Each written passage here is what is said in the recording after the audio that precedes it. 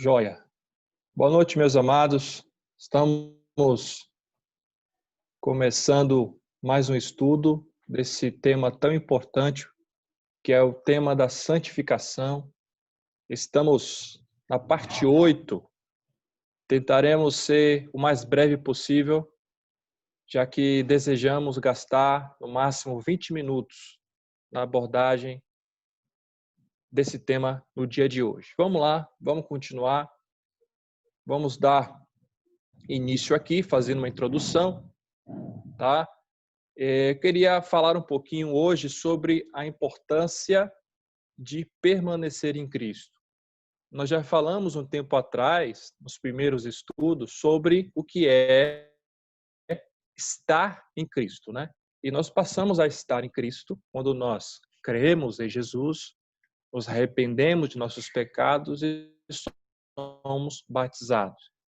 E eu comentei lá atrás que o grande desafio para nós cristãos agora é permanecer em Cristo. Alguns passaram a estar em Cristo, conseguiram, graças a Deus, estar em Cristo, mas não compreendem a mesma importância de permanecer nele, tá? Então eu queria falar um pouquinho sobre isso. Vamos ler esses dois textos aqui. Romanos 8, versículo 1 e 2. Portanto, agora nenhuma condenação há para os que estão em Cristo Jesus, que não andam segundo a carne, mas segundo o Espírito. Porque a lei do Espírito de vida em Cristo Jesus me livrou da lei do pecado e da morte. O segundo texto é a segunda carta de Paulo aos Coríntios, capítulo 5, versículo 16 ao 18. Assim que, daqui por diante, a ninguém conhecemos segundo a carne, e ainda que também tenhamos conhecido Cristo segundo a carne, ou segundo o ponto de vista humano, contudo agora já não conhecemos deste modo. Assim que, se alguém está em Cristo, nova criatura é. E as coisas velhas já passaram, eis que tudo se fez novo. E tudo isso provém de Deus, que nos reconciliou consigo mesmo por Jesus Cristo e nos deu o ministério da reconciliação. Então, vamos dar sequência, tá? Então, permanecer em Cristo. A gente lembra que quando a gente passa a estar em Cristo, a gente é coberto, né, pelo sangue precioso do Cordeiro, tá?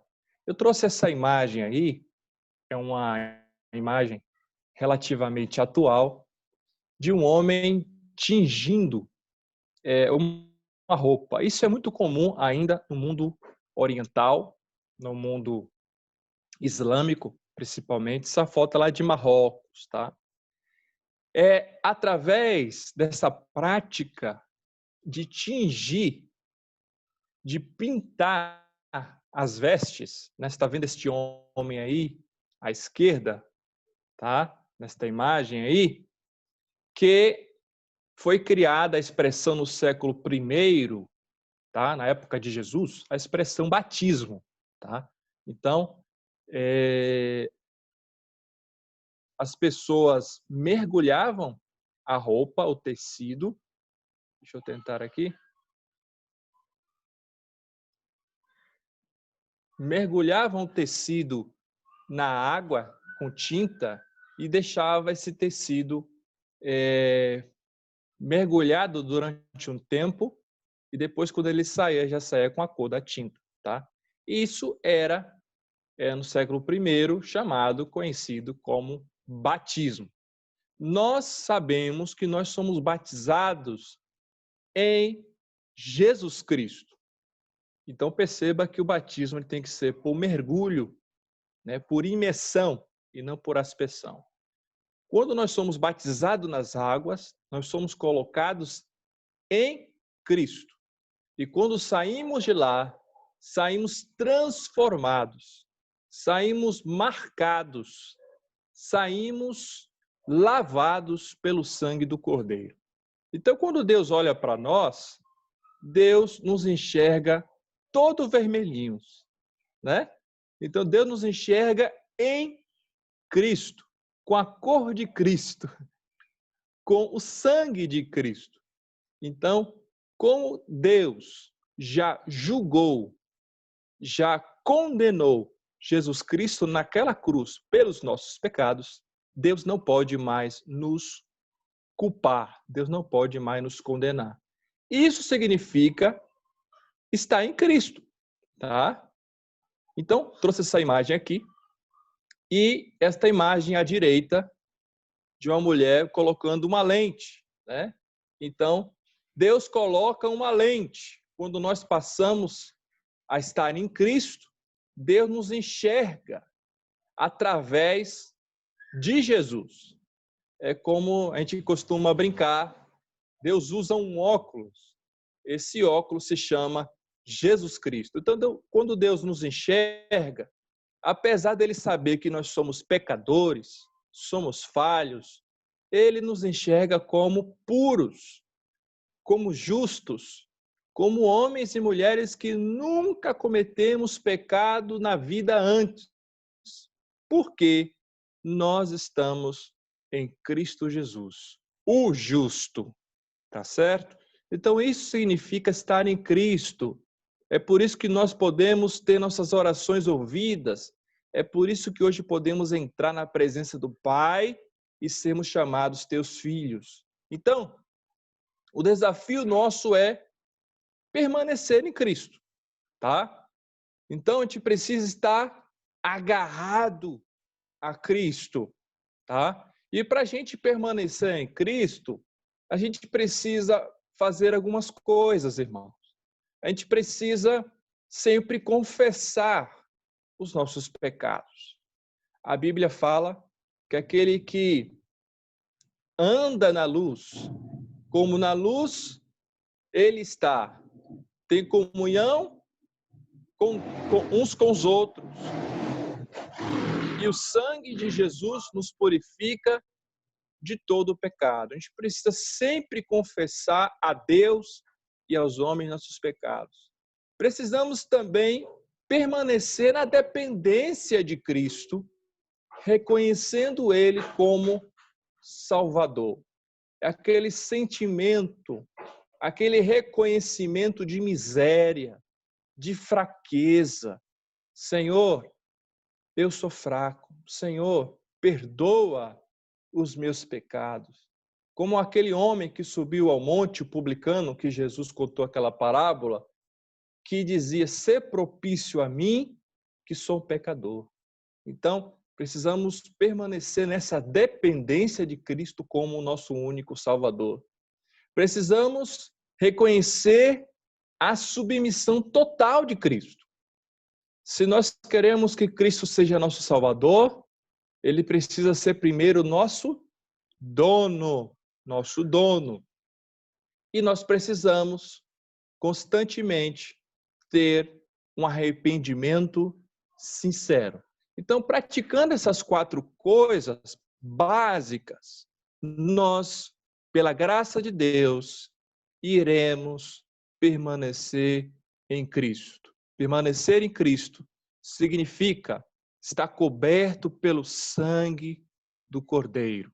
Significa de usufruir de bênçãos, de graças que Deus nos proporciona, porque estamos ligados misticamente ao seu Filho Jesus Cristo. E eu queria trazer esse conceito aqui, muito importante, porque no hebraico, a linguagem do pensamento hebraico não é abstrata, como no pensamento grego. O pensamento hebraico, ele é concreto. Eu vou, talvez, um dia estudar com você sobre isso, mas eu quero trazer aqui dois significados de 2 termos na Bíblia que tem tudo a ver com aquilo que nós temos comentado aqui. Por exemplo, o conceito de fé, emanuhar, né? Fé não significa apenas crer ou aceitar mentalmente, como no grego, tá? É o assentia, né, no grego, assentia. Mas expressa também firmeza, fidelidade e estabilidade. Então, no grego, o cara diz assim, rapaz, eu creio, mas é uma aceitação meramente mental, tá? Mas no hebraico, vai muito além disso. Ter fé é se firmar em Deus como uma estaca no chão. Então, quando a gente vai ver esses termos na Bíblia, né, esses textos, o meu justo viverá da fé, e se ele recuar, o Pai não tem prazer nele, né? Nós temos acesso a Cristo pela fé, a graça pela fé. Então, não é uma aceitação simplesmente mental de fatos, de ideologias, de crenças religiosas, tá? Crer na Bíblia é ser fiel e apostar a vida, tá? Até no inglês é assim também, tá? Então, ser crente é sinônimo de ser fiel. A fé na Bíblia é a mesma fé do futebol. Aquela ideia, o cara tá na área, né? Tá sendo lançada uma bola e ele crê que ele vai conseguir dar uma cabeçada direta no gol, ele vai fazer um gol. Então, esta fé faz com que ele se lance. Pelo fato de ele crer, faz com que ele se lance, tá? Então, essa é a fé bíblica, tá? E outra expressão que eu queria trazer para vocês é a expressão de pano de saco e cinza, roupa de pano de saco e cinza. A gente vai ver no Velho Testamento, principalmente, quando as pessoas se arrependiam dos seus pecados, reconheciam que estavam em falha com Deus. Elas faziam isso, usavam roupa de saco e ficavam sentadas ou prostradas ou jogavam cinzas em suas cabeças, tá? Então, isso é uma forma concreta da linguagem bíblica de expressar o que eles faziam. Isso não era algo poético, era algo real, tá? Então, isso era uma forma de demonstrar luto, extrema tristeza ou arrependimento. Até hoje, se você for no mundo semítico, né, no mundo oriental, você vai perceber que aquele povo lá, eles expressam tudo que está dentro do coração deles, os sentimentos, eles deixam muito claro através de ações, das emoções, através das roupas, o que eles estão sentindo. Já nós aqui no mundo ocidental, a gente já é mais frio, porque a gente é mais intelectual, a gente tem uma cabeça mais grega. Mas o mundo de lá não é assim. Tudo que eles sentem, eles põem para fora e eles querem que o mundo perceba o que eles estão sentindo. Então, o que eu quero dizer com isso, para a gente terminar aqui minha fala? Irmãos, quando a gente confessa, quando a gente se arrepende, isso também não pode ser simplesmente uma atitude meramente intelectual.